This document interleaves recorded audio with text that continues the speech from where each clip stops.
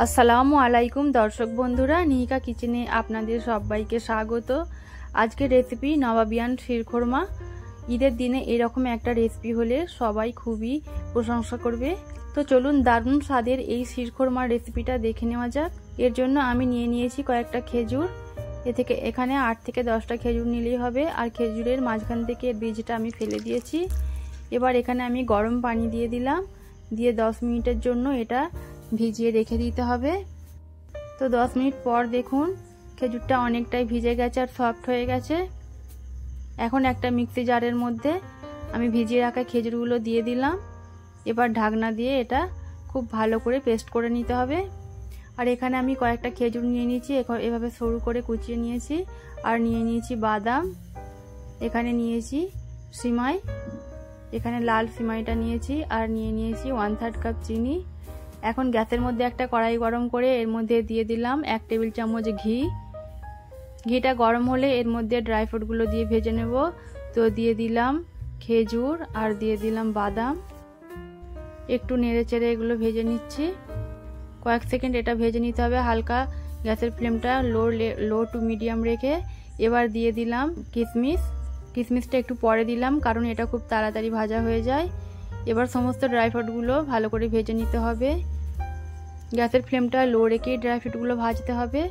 ভাজা হয়ে গেলে এবার ওগুলো তুলে নেব। এবার গ্যাসের মধ্যে আরও 1 টেবিল চামচ ঘি দিয়ে দিয়েছি। এবার সিমাইটা একটু উল্টে পাল্টে ওই ঘিয়ের মধ্যে ভেজে নিচ্ছি।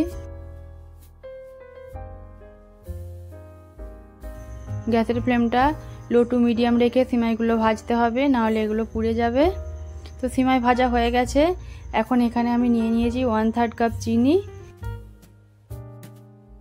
চিনির মধ্যে দিয়ে দেবো অল্প একটু পানি। এবার এটা ক্যারামেল তৈরি করে নেব।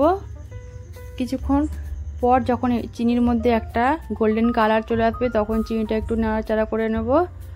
খুব বেশি ক্যারামেলটা ডার্ক করা চলবে না, তাহলে তেতো হয়ে যাবে।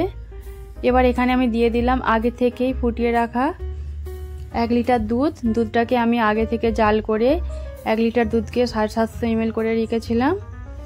এই রেসিপিতে দুধটা যত ঘন হয় ততই খেতে ভালো লাগে। তো দুধটা দেওয়ার সাথে সাথেই ক্যারামেলটা এইভাবে জমাট বেঁধে যাবে।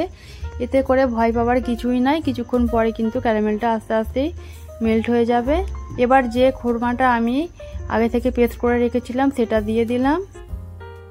এবার কিছুক্ষণ নাড়াচাড়া করে এটা খুব সুন্দর করে ফুটিয়ে নিতে হবে। আর দেখুন দুধের কালারটা কত সুন্দর লাগছে। এবার দিয়ে দিলাম ভেজে রাখা সিমাইগুলো দিয়ে দুধের সঙ্গে ভালো করে মিশিয়ে দিয়ে কয়েক সেকেন্ডের জন্য ফুটিয়ে নিতে হবে। এবার আগে থেকে ভেজে রাখা ড্রাই ফ্রুটগুলো এর মধ্যে দিয়ে দিলাম।